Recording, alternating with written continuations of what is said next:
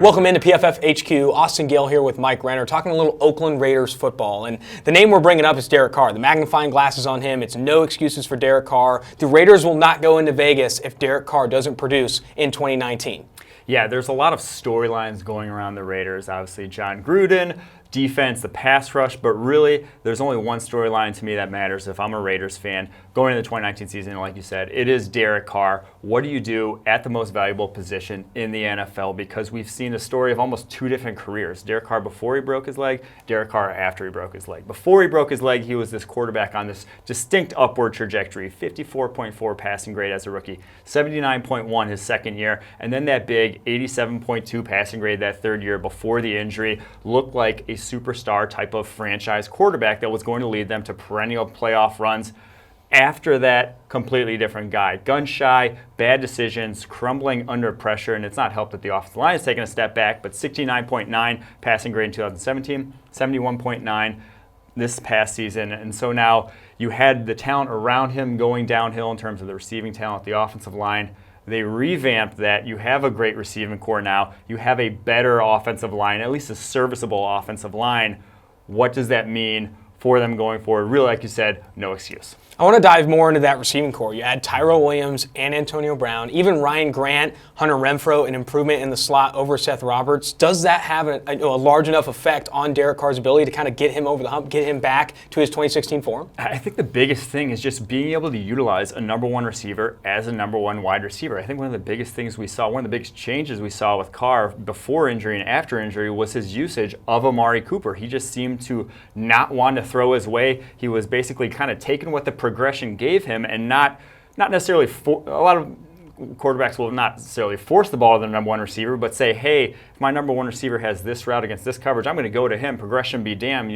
Who cares what they're giving me coverage look-wise? I trust my guy. He wasn't doing that with Amari Cooper. And now if he doesn't do that with Antonio Brown, that's a big issue because Antonio Brown can get open and can get open consistently. So if you're not giving him every chance to win in your offense, that to me is what you need to do as a high-level quarterback is let your receivers make plays, trust them to make plays, and not just try to facilitate and get the ball out of your hands quickly. So we've seen him turn into this almost ultra-conservative type of quarterback that's sort of worried about his offensive line in front of him. If you can't overcome that to go back to the quarterback we saw from him a few years ago, I think it's going to be time to move on. When you look at Derek Carr's numbers, he's ranked inside the top 15 since 2016 in clean pocket passing grade. Where he's dipped, the ebbs and flows are under pressure. Yes. In 2016, he had a top 10 season every year since, bottom half of the NFL. With the improved offensive line, adding Trent Brown and Richie Incognito, does that kind of help him as well? I think it has to, obviously, but keeping him from being under pressure is a good thing for this Raiders offense. That is the thing. And they were the third worst pass blocking line in the NFL a season ago per our grading. Fourth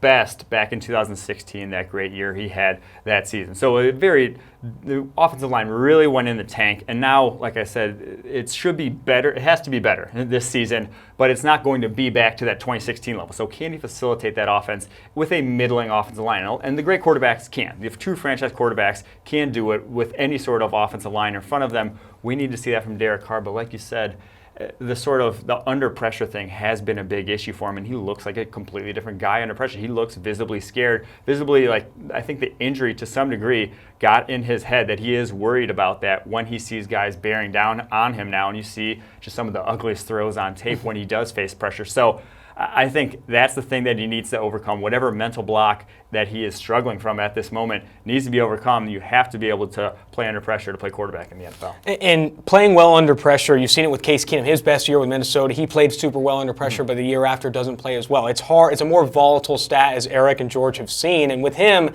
it's more important to keep Derek Carr upright and in a clean pocket because of how poorly he's played under pressure. And I think that will happen with Trent Brown and Richie Incognito added. Maybe a better run game with Josh Jacobs. They spent a first-round pick on him. He's got to be pretty good.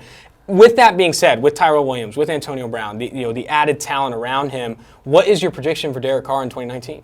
I think it's an uptick. We see definitely an increase in his performance, a much better season than we saw over the past two, but I'm not sure we ever go back and see that guy. I do think there is something about that injury did something to him that I don't think he's ever going to be that confident that he was back then. You played with you saw all those, the fourth quarter comebacks that he had in that season was so clutch down the stretch. I think that was more of a fluke than the guy we've seen over the past 2 years. I think he's just not going to be that top 5 quarterback like the trajectory he was on before. I think it may be after this season that we see the Raiders moving on from Derek Carr. Well, time will tell if that uptick does enough for John Gruden and company to keep him around.